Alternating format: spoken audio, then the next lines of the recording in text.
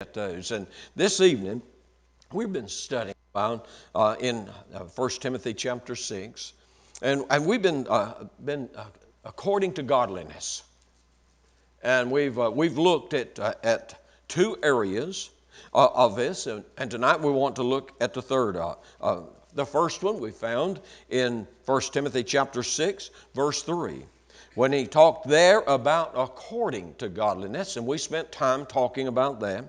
And then he talked about also in verse 5, supposing that gain is godliness, and that was in a negative way. And tonight we're going to talk about, but godliness with contentment is great gain. And so we're going to be looking at that this evening, and I hope that we can learn how to be content in whatever state that we're in. You know, the Bible tells us that God will take care of us and that God will provide for us. And he tells us that contentment, he said here, is great gain.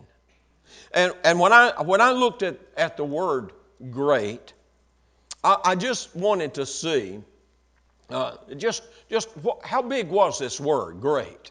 Well, if you look at this word great, you'll find that the stone that was rolled in front of the tomb that was hewn out and Jesus was placed in, and the Bible said that it was a great stone that was rolled in front of the tomb's door. It's the same word here is used when it said that, but godliness with contentment is great gain. So when we think about that big stone that was rolled in front of the tomb door, or was the tomb door, we think about great stone that is. Well, we think about tonight about what great gain it is if we can just learn how to be content. But also, I found it somewhere else that in Mark chapter 4, verse 35 through 41, it tells about Jesus being out on the Sea of Galilee, and a great storm came up. The storm was so great that the disciples thought that they were going to die. And so that's when they looked at Jesus and said, what kind of man is this that it can calm the winds and can calm the seas of a great storm? So that had to have been quite a storm. Well, he's telling us here that's what we can have. We can have something great if we'll just learn how to be content. If we'll just learn how to be content, that what we'll get is great gain. In other words, we're going to prosper from it. The gain here means to exceed or to improve or moving forward. So then he said if we'll learn, and you see, we don't look at it that way today though, do we? We look at it as not being content. We don't look at things in a way today that if we're content, that there's going to be a great moving of us forward. We look at it if we're content today, we'll begin to fall behind.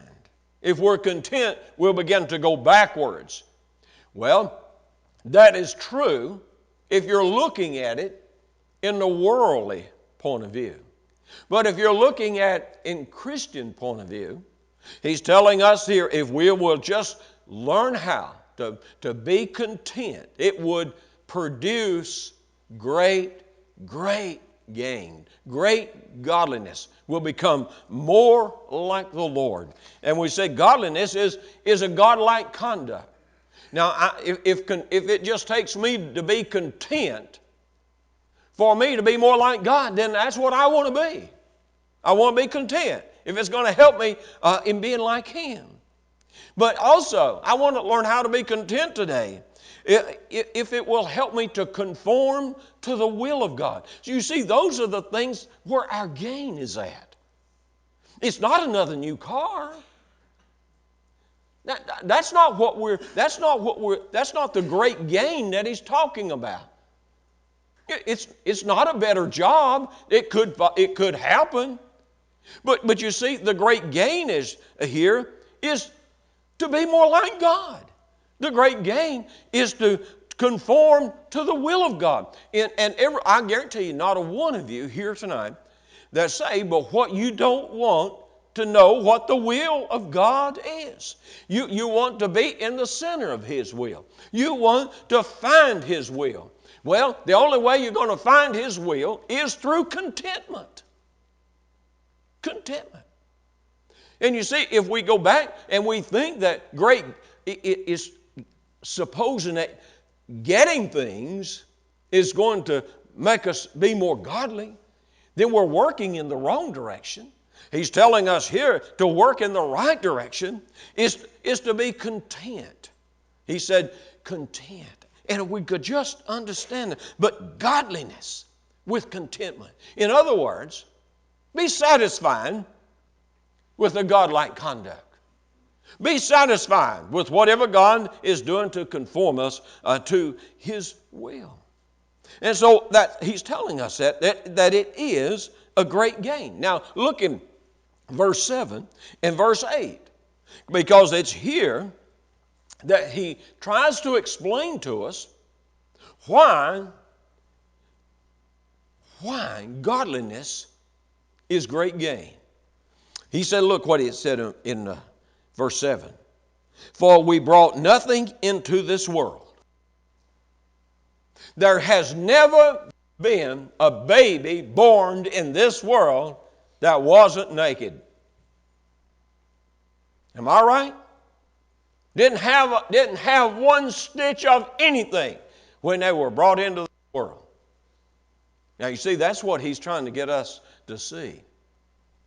We didn't bring anything into this world. So it's important that we understand our entrance into public view. When that baby came forth from that mother in the room and the doctor held him up, he or she didn't have on a stitch of clothes. They had to go and wash them and clean them up and put clothes on. God is trying to get us to see that it's not important what we have in this world. It's important to understand that we came into this world with nothing.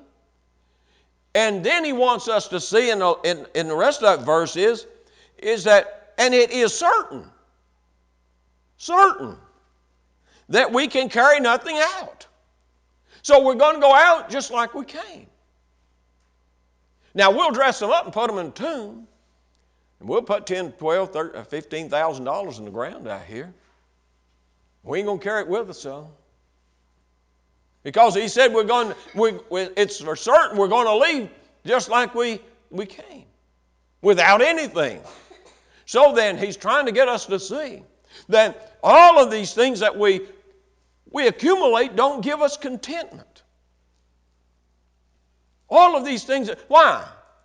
Have you ever met anybody that's worked hard to try to have something that says, I'm satisfied, I don't know another thing?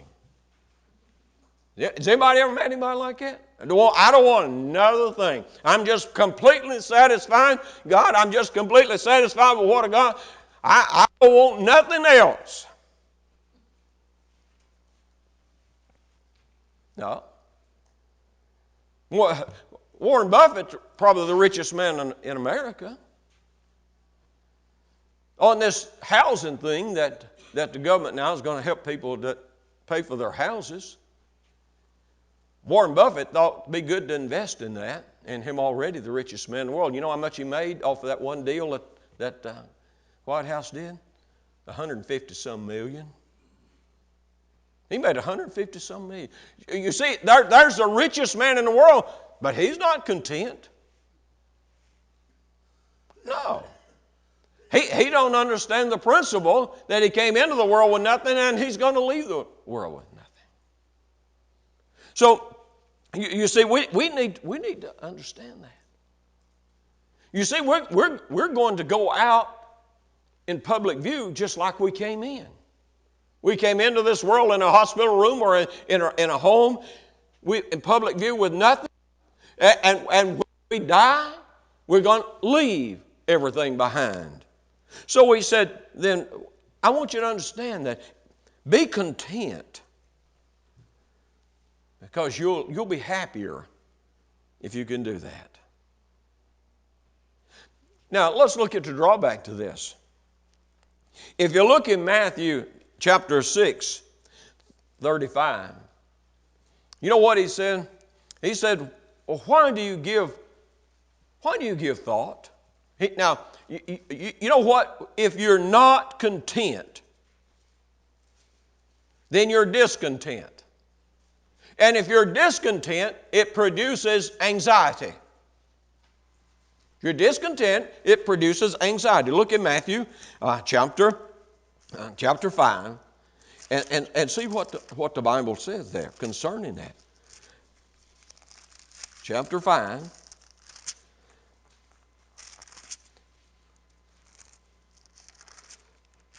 Chapter 6, I'm sorry. Chapter 6. In verse 25.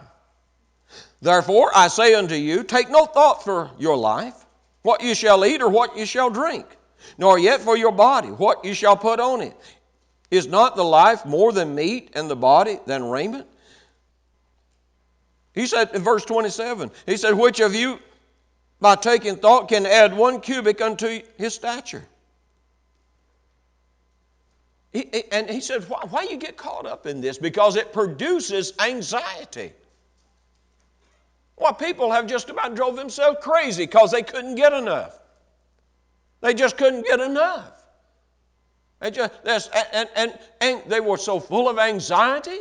And he tells us here that if we're content, you don't have those anxieties. You don't worry about those things. You realize, just like what he said here in verse 8. And he said, and having food and raiment, let us therefore therewith be content. If you got clothes on your back, if you got food on the table, he said, be happy, be content. Now, if other things come your way, just say, I'm blessed. That's what he wants us to do. Just say, God has blessed me. I didn't worry about this. You know, I remember one time when we moved up here from Winston-Salem, and the church we went to, bless her heart, she was a good lady, but she really loved big things and nice things, you know. If anybody came to church and joined the church and they had a big nice home, you know, she wanted to have the women's meeting at that house, and she wanted to show it off, you know. And I never will forget, we just built our house. And they came over, and here we go. Oh, look at this, look at all. And you know what? I'm going to be honest with you. I told my wife, I said, I don't like that one little bit. I said, this house is just a house that God blessed us to have, and it's not a showcase, and I don't want it to be a showcase. God don't want us to do those things. He wants us to be content. If I lived in a little one-bedroom house, and that's what God gave me, He wants me to be content. Be satisfied with it. Mine, Jean's first house was just a little one-bedroom house. It didn't even have a bathroom, had an outhouse in the back. But we were just as happy as we were when we moved into the house that had the bathroom. She just didn't have to go as far to throw rocks at me. But you see, contentment. That's what I'm trying to get you to see here. It's great gain to not have those anxieties. In the book of Ecclesiastes, he tells us that all of this stuff is in vain. He's telling us at the end of the road, it's emptiness. If that's all you've ever strived for is gain as to what you can. He said all of these earthly gains, he said, produces nothing but emptiness. But he said if you're satisfied, if you're content, You've made great strides in being what I want you to be and being in my will. Listen, folks, let me tell you something today. Man's quest to have what he wants stands in the way of him finding God's will. That's why many people today cannot find God's will, because they're not willing to be content. There's a great truth to that.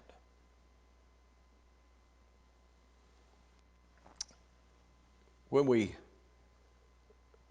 look at the different things and try to learn about them, it will help us.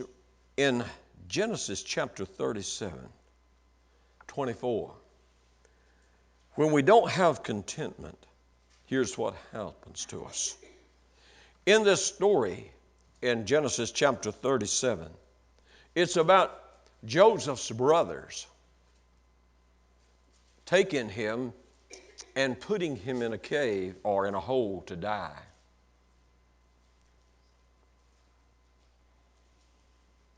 Well, they decided maybe that wasn't the right thing to do.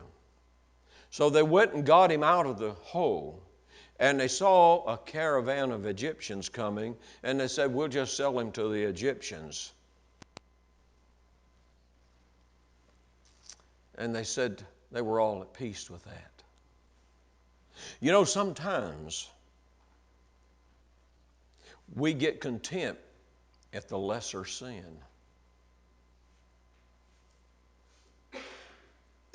You see, when you look at this story, and you say, well, if they'd have left him in the hole, he'd have just died there. But they sold him to the Egyptians, and they knew that they wouldn't kill him. He'd still live there in Egypt. They didn't know how. So they were willing to be content with the lesser sin. You see, that's the way we are a lot of times. It's the lesser things sometimes that gets us. It's not the big things, it's the lesser things that we want. The lesser things in our life, that's just as big a sin as the other. But in their eyes, they didn't see that as being as bad a sin. But when you are in discontentment, that's the way you look at things. That's the way you look. Well, this is not as bad. You know, you go get a new Chevrolet Volt.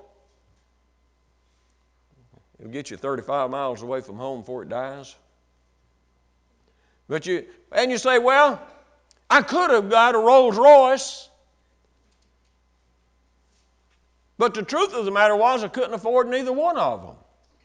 And so I just got the Chevy Volt, which was $40,000. I couldn't afford it. Instead of getting that $150,000 car, and they'll look at that and say, I'm content with that. I took the lesser, but you took the lesser when you couldn't afford either one of them.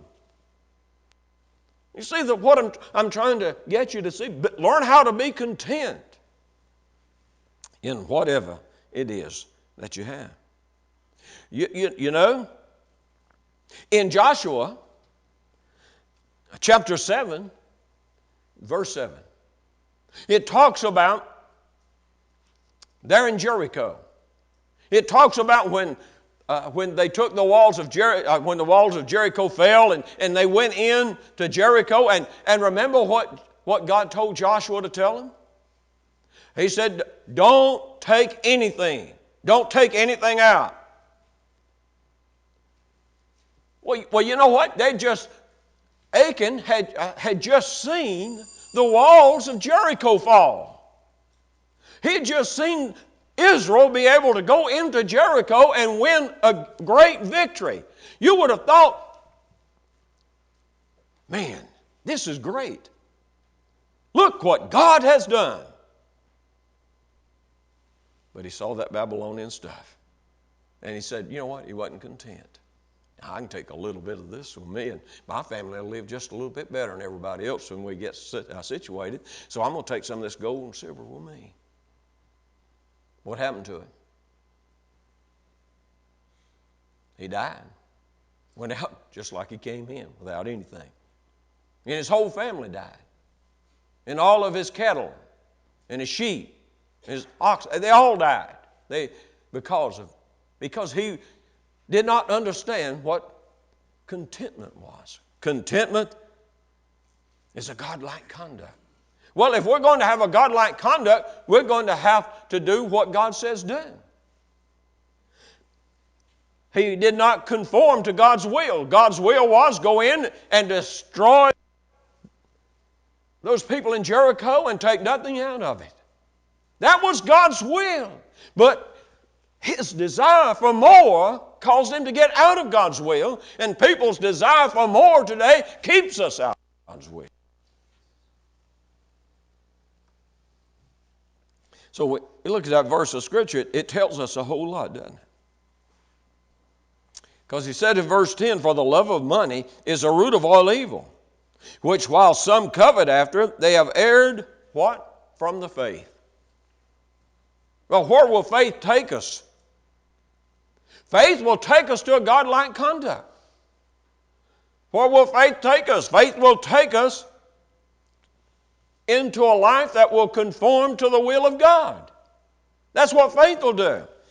But it said they have coveted after other things, and they've erred from the faith.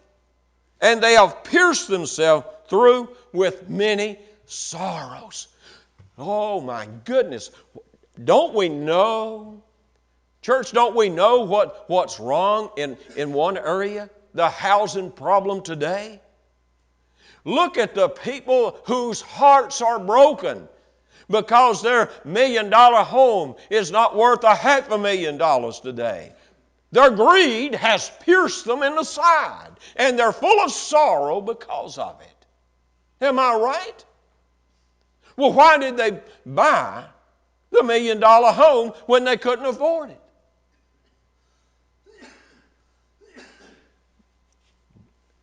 You see, we got to get to thinking spiritually instead of thinking physically or fleshly today. So he just tells us that many sorrows that's going on today. Why? The credit card. How many $1 trillion did I tell you? Was it $5 trillion? I believe it's $5 trillion that American people are in debt today. $5 trillion. There's people today with credit card debts of $100,000 and $150,000 and $50,000. Why in the world would anybody have a credit card debt like that? Because their wants are out of control. They're not seeking God's will. They're seeking to satisfy their wants. So, and they're full of sorrows today because of it. Now, in verse 11, we'll start into something else, because here, beginning in verse 11, he's going to tell us, "But thou, O man of God," that's talking about Timothy, the pastor, "flee these things and follow after righteousness." And follow after what? Godliness. Follow after that godlike conduct. Follow after the will of God is what he's saying. In faith and in love and in patience and in meekness. If we could just get a hold of that today, we'd be a happy people again. We really would. You know, when I was at home, me and Mom and Pa, we were happy. We didn't have nothing. We really didn't. But we were happy.